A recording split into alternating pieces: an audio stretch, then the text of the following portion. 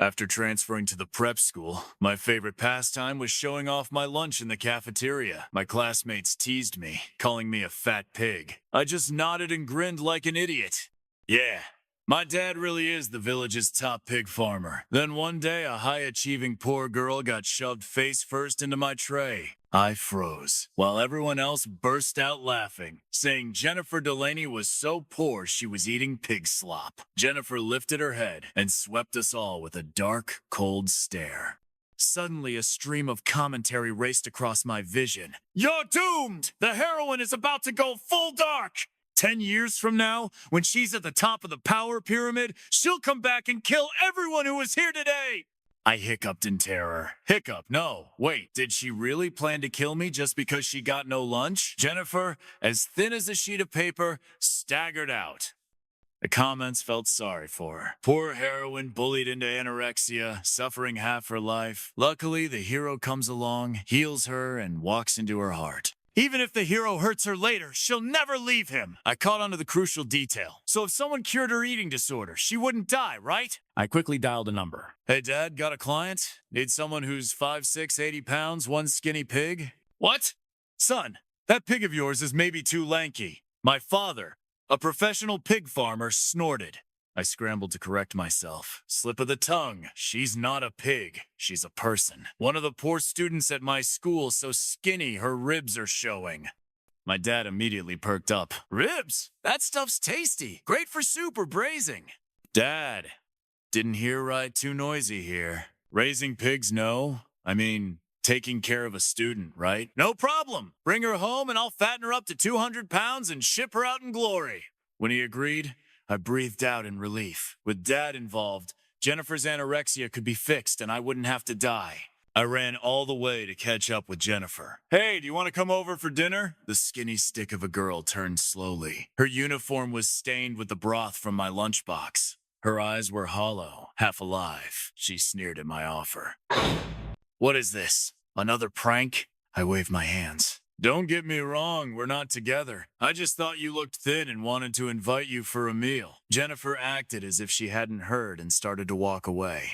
I hurried after her, earnest. Jennifer, my family cooks good food. If you don't believe me, smell my shirt. Half skeptical, she tugged at her collar and sniffed. See? Smells good, right?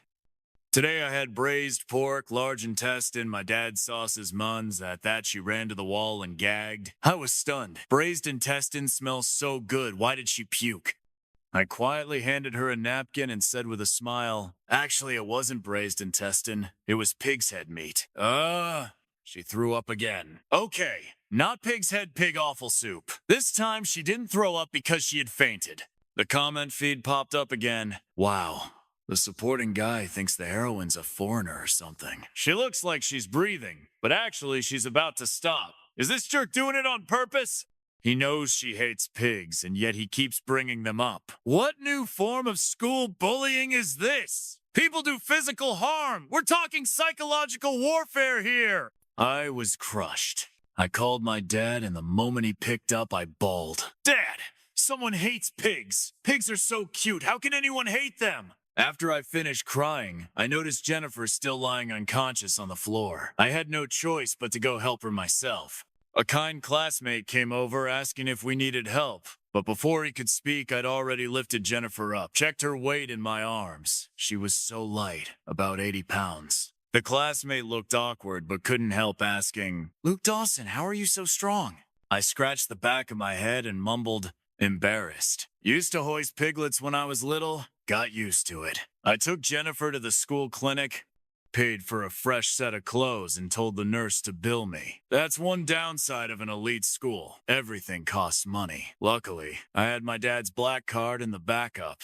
The nurse put an IV in Jennifer and frowned. This student is severely malnourished. If this continues, it could get dangerous. I nodded. Maybe give her a medical leave note?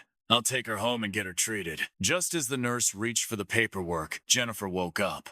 No, she refused resolutely and tried to pull out the IV. I stopped her and urged, Jennifer, your condition is dangerous. Come home with me first. Food, shelter, and I'll even pay you a monthly wage.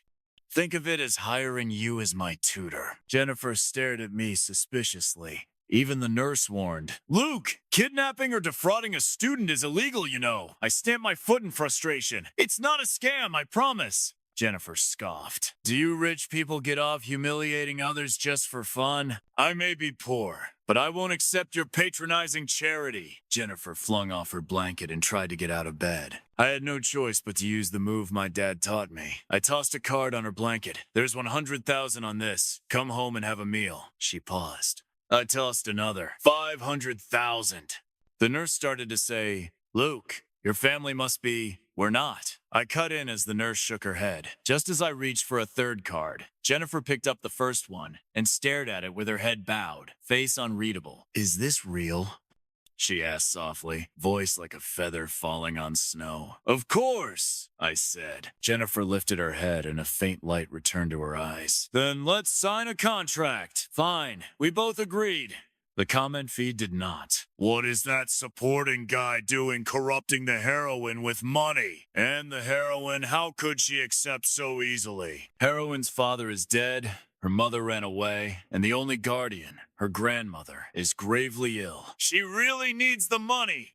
If the heroine is being corrupted by a black card, well, Jennifer and I signed the contract. I was still standing by my Rolls Royce outside the school. After she signed, her look toward me grew even more complicated. She lowered her head and forced a laugh. I took your money. Now you can humiliate me all you want. As she said it, she pressed my hand to her cheek, eyes flat.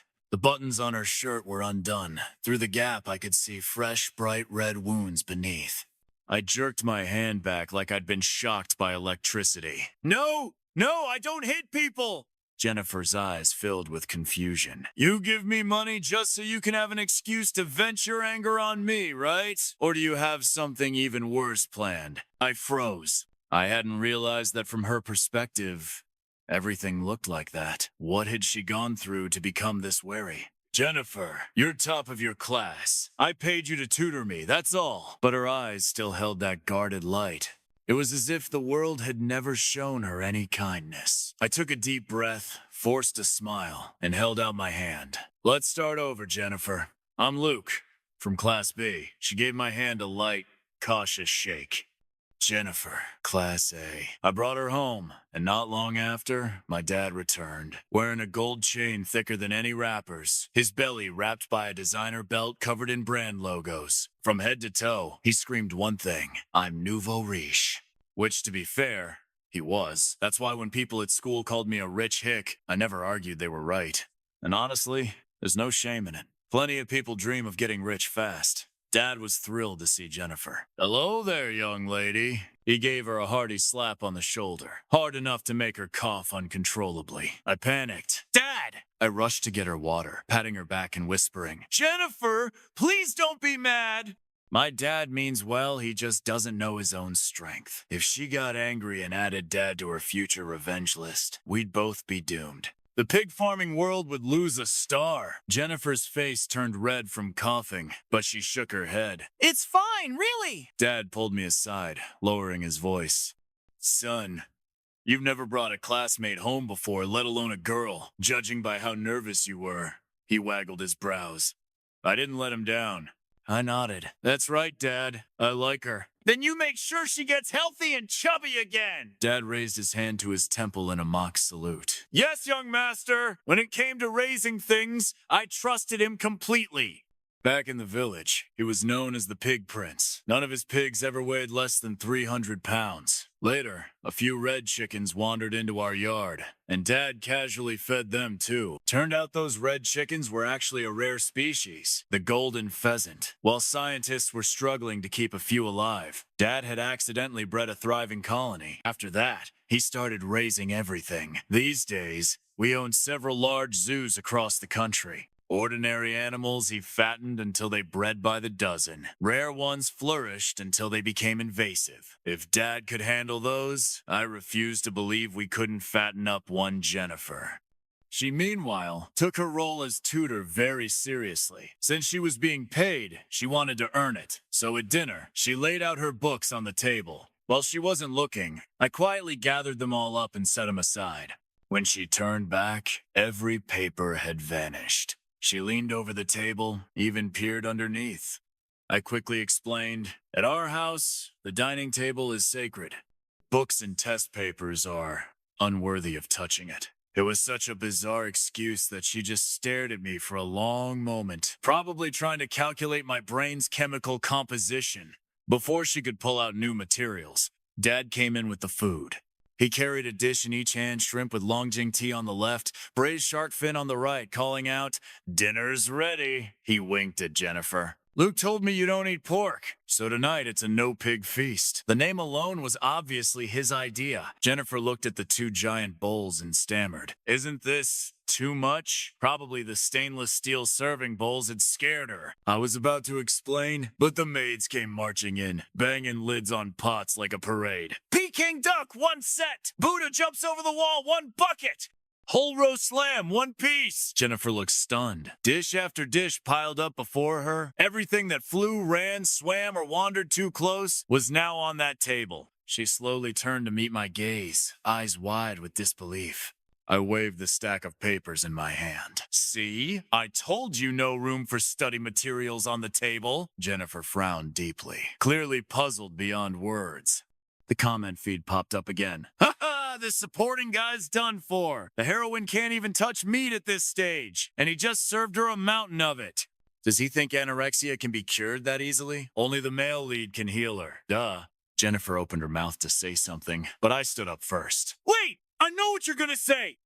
I turned to Dad, eyes burning with determination. "Dad! Change the dishes!" 10 minutes later, the entire table was a sea of green. Half the dishes still had dirt on them. I handed Jennifer her chopsticks with both hands and smiled triumphantly. "Jennifer, please pick whatever you like. Come on, we're professional pig farmers. There's nothing we can't whip up."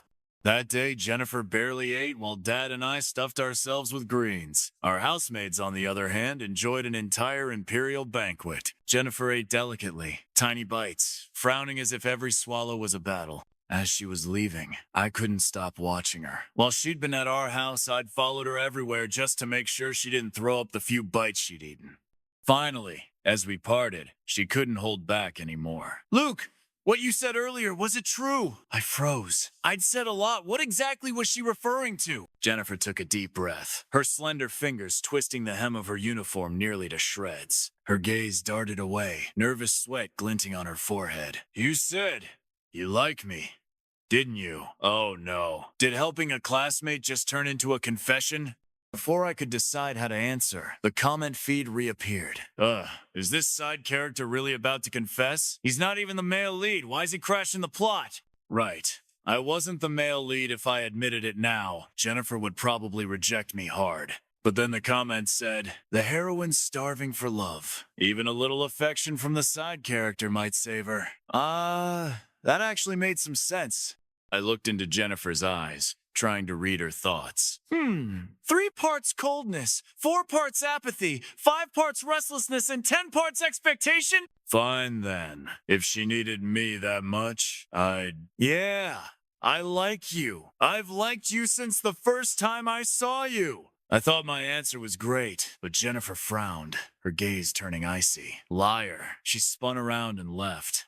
The comments burst out laughing. "Ha ha! Idiot side character." Their first meeting was when Jennifer got shoved into his lunch. What kind of moron confesses without thinking first? The first time we met, Jennifer had been thrown into my food, filthy, humiliated.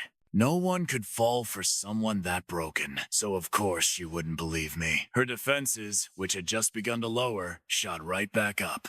The next day, at school, I ran into her in the hallway. Before I could even say hello, someone dumped a bucket of water over her.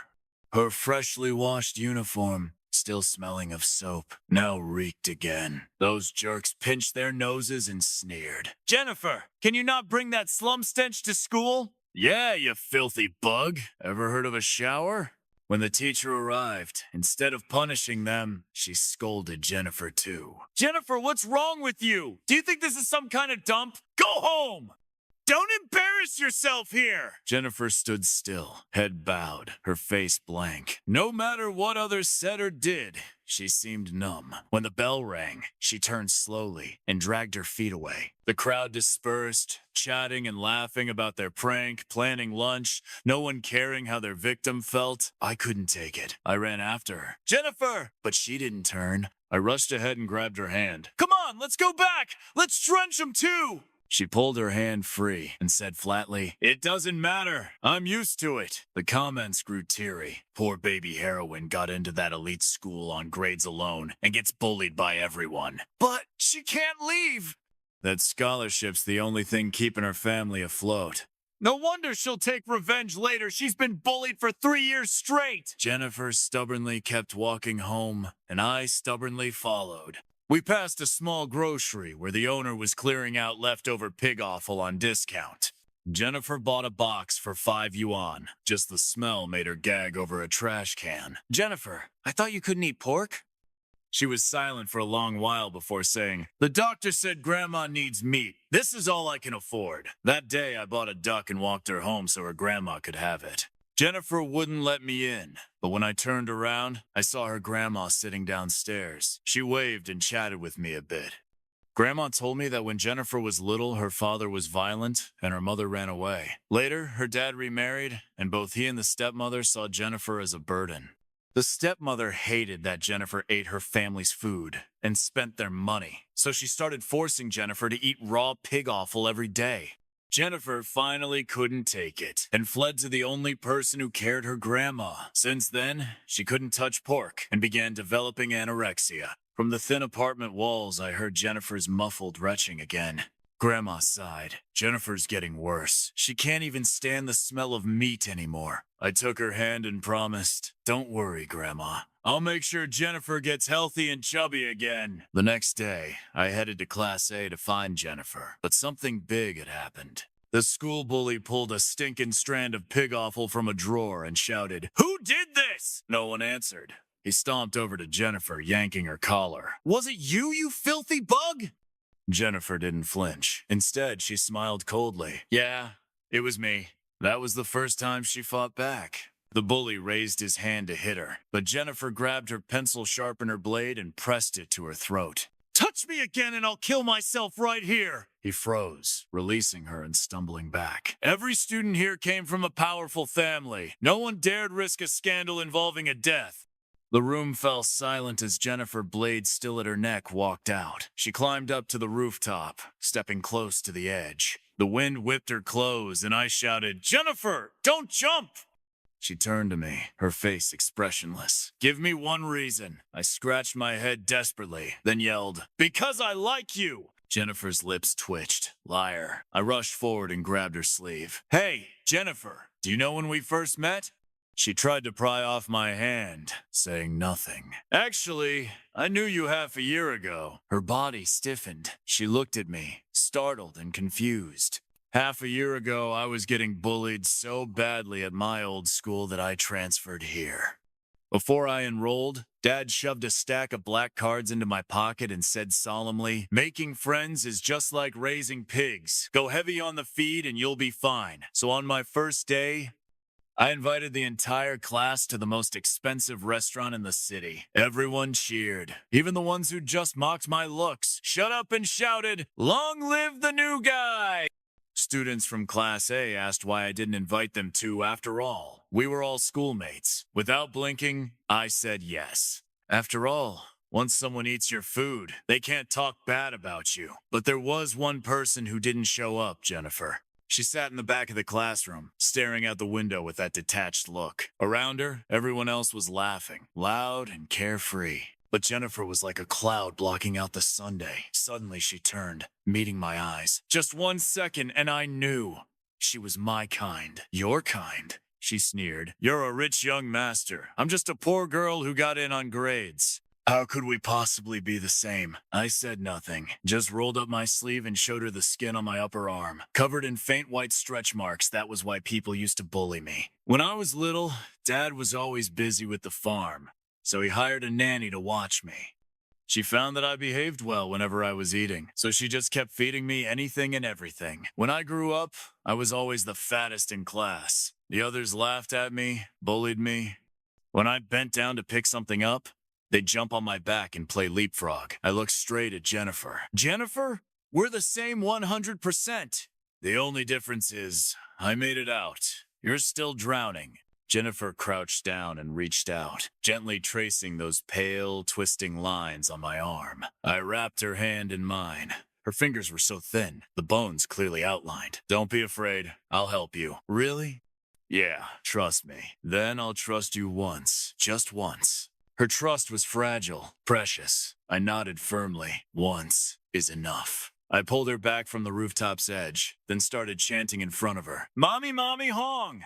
Transfer the 50 pounds I lost straight to Jennifer. She jumped in surprise, then laughed. So that's your plan? You're trying to curse me. Come on, how could I? We're classmates. This is a free donation. You're too skinny. You need some meat. I have meat.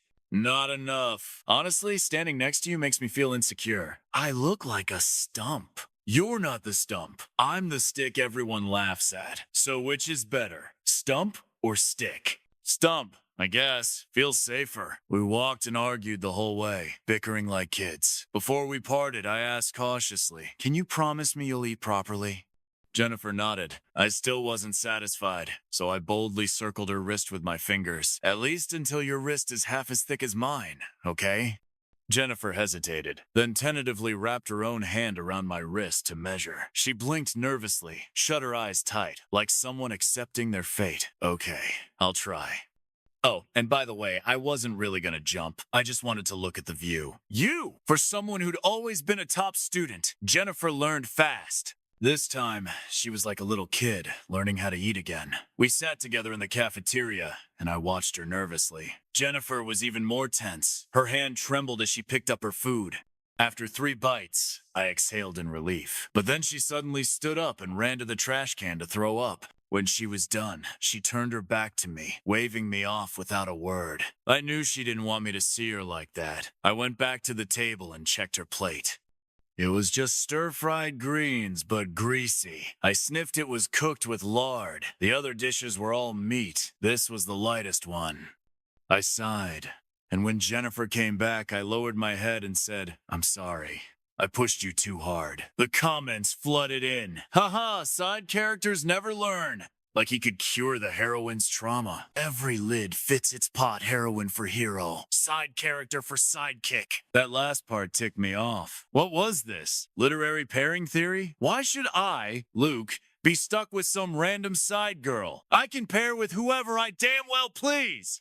Hell, I'll pair with the male lead if I want. Seeing my anger, Jennifer bit her lip nervously. No, I'm the one who should be sorry. Don't be mad, Luke. I'll eat again, see? Right now. She grabbed her chopsticks, picked up some food, and tried to force it down but gagged before it even touched her tongue. Hey, stop! I took the chopsticks and handed her some water. Once she calmed down, she looked even more guilty. Luke, are you disappointed in me? I couldn't eat like you wanted. I cupped her face, lifting her chin from where she was practically hiding it on the table. Listen, Jennifer, none of this is your fault. You're the heroine, remember? Heroine? The comments panicked. Crap. How does this dumb side character know that? If he figures it out, the whole story resets. Realizing I'd slipped up, I scrambled to cover it. Yeah! Everyone's the main character of their own life story. You're the heroine, Jennifer, and I'm the hero, Luke. Got it? Jennifer blinked, half confused. Got it. Good enough. At least now the heroine was paired with her hero. The next day, I went to her class to invite her to lunch. But when I got there, a crowd of students had surrounded Jennifer, shoving her back and forth. Hey, Jennifer.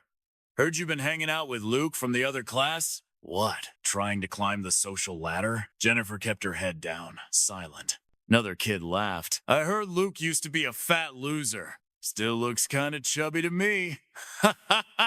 A sharp slap cut his laugh short. The comments exploded. Whoa, what's up with the heroine? She takes insults to herself but talk trash about the side guy and she snaps? She's defending her sponsor, obviously. Damn, she looks hot when she hits someone. I ignored the noise and rushed forward, pulling Jennifer into my arms. Jennifer, don't hit people! School rules were strict about fighting, especially for someone like her, a poor but top student. But it was already too late. Jason Smith, the guy she hit, clutched his cheek, glaring furiously. You're dead! You hit me? No one's ever hit me before! I'll ruin you for this! My stomach twisted. Then thud! My left fist slammed into the right side of his face. Jason froze, his cheeks flaming red. Luke! I let out a dramatic wail. It's all your fault, Jason! Because of you, I've become the kind of bully I hate most! Jason stared, dumbfounded. Jennifer stared. The whole crowd just glitched out. As my yelling grew louder, Jason awkwardly tried to calm me down. Okay, Luke, stop shouting. We're fine. It doesn't even hurt that much. I forgive you. Before he could finish, I punched him square in the nose. Blood dripped as he stared at me in shock. I looked him straight in the eye and said seriously, if you won, you can take out all your anger on me. If that's not enough, I can kick you once too. Jason's screams echoed through the entire building. Luke, you're dead meat! Using the art of escalation, I successfully redirected Jason's fury toward myself. Jennifer got off the hook. Later, the dean summoned my dad to the school for a talk. Before long, the meeting was over. Dad came out, saw me waiting, and let out a long sigh. I didn't dare speak, just trailed behind him in silence. When we reached the school gate, he suddenly turned and flicked my forehead hard. Didn't I tell you if you have to fight, fight dirty and never show your face? Why'd you punch him head on? I pouted, because he was standing right in front of me. Next time, ambush him, got it? I nodded seriously. On the way home, I couldn't help asking, Dad, hitting a classmate costs a lot, doesn't it? Yep. You hit young Master Smith. 2 punches, 1 million total. 50,000 per swing. What? I shook my head regretfully. Should have used only 90% power on the first one. Dad patted my shoulder, reassuring. It's fine, son. Always good to leave yourself room to improve. I asked, embarrassed. Dad, am I costing you too much money? I'm worried those dozens of zoos can't support me. Nonsense! I just struck a deal in Africa to start breeding endangered species. Everyone that survives is worth a fortune. Hearing that, I finally relaxed. So the next day, with Dad's new card in hand, I brought Jennifer to face Jason, his face still wrapped in bandages. Jennifer, we know each punch costs 50,000. I've got 5 million on this card. How many punches can we buy? Jennifer glared at the terrified Jason, gritting her teeth. 15. Jason yelled, Jennifer, aren't you supposed to be a math genius? Can't you count? Jennifer lifted her lips in a cold smirk. In our poor world, buy a pound, get half free. And just like that, the bullying problem was solved. Once the lamb learns to charge, the food chain shifts. The other students whispered that she'd found herself a protector. I couldn't help feeling proud, never thought I'd be someone's umbrella. Truth is, that day, while I waited outside the dean's office for Dad, Jennifer was watching from a distance. I knew she wanted to take the blame herself, but I stopped her. Later, she couldn't help asking, Luke, why would you pay such a price to help me? I grinned wide. Because I like you! A perfect textbook answer, no one would suspect a thing. Jennifer turned and ran without looking back, probably scared off by my overly enthusiastic confession. Maybe that was for the best. She'd never like me anyway. Next, I had to solve her eating problem. Lately, she still couldn't eat much at school. I thought about it carefully. She ate the most when she was at my house. My dad, trying to make up for my neglected childhood, had become an amazing cook. Even Jennifer could stomach his food. If only Dad could cook for us every day. I was lost in thought at the cafeteria when a familiar voice hit my ears. Son, what's for lunch today? Huh? I was hallucinating? I turned and saw that familiar round belly. Dad, wearing the school's chef hat, smiling from ear to ear. Dad, weren't you supposed to be in Africa breeding animals? He quickly clamped a hand over my mouth and pushed me back into my seat. Glancing around nervously, he whispered, Don't let your classmates know who I am. Took me forever to get you through school without getting bullied again. I motioned frantically. Then why are you here? You've been moping around lately. The housekeeper said you were worried about that little classmate of yours who can't eat. I couldn't stand it. My poor boy looks half starved. Dad pinched my cheek. I smacked his hand away. Dad, I'd need to skip 50 meals before I look starved. Son, listen, your dad's been raising animals for decades, and there's no mammal I can't fatten up. Uncle? The mammal herself, Jennifer, had arrived. The upside of having your dad as the cafeteria cook? His hand never shakes, and his ladle never misses. Everyone else got a standard serving.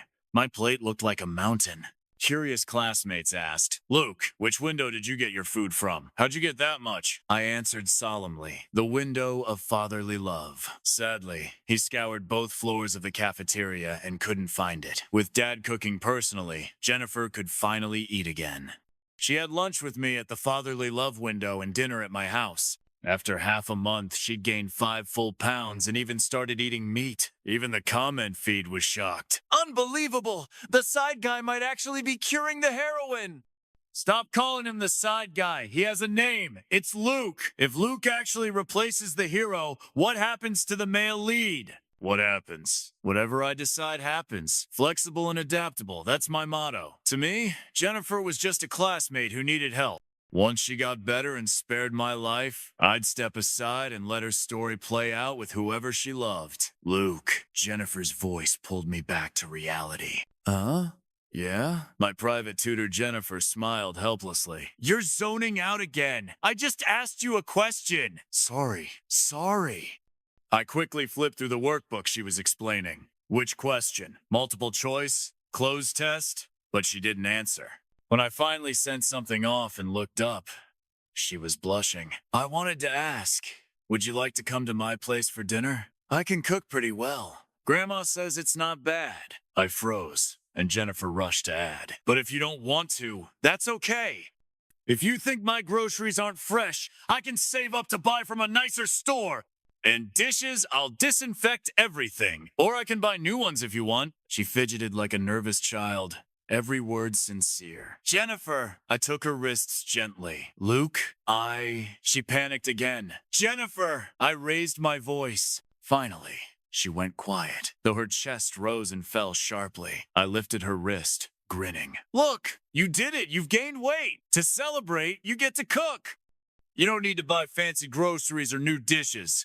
Anything you make, I'll clean my plate. Jennifer's lips parted, but no sound came out. She swallowed hard, pressed her mouth tight, then nodded firmly. Okay. The day of our dinner came. When the bell rang after school, I went to her class to walk her home, but she wasn't there. Someone said Jennifer left early. She didn't come to afternoon classes. Panic rose in my chest. I thought something had happened. But at the school gate, there she was waiting for me.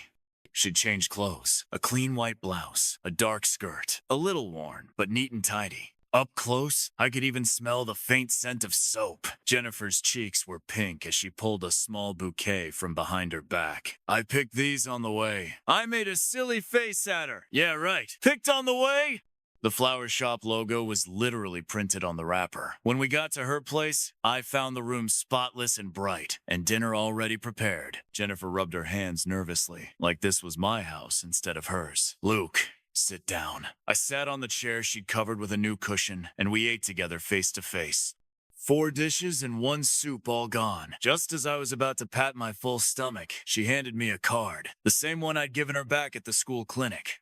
Luke, I used $20,000 from this card to buy my grandma's medicine. I owe you that much. When I get into college, I'll work and pay you back. I frowned in confusion. Aren't you my tutor? That's your salary. Jennifer stepped forward, for once showing a bit of force. She pushed the card into my palm and wrapped her hands around mine so I couldn't let go. I don't want our relationship to be boss and employee. I blinked.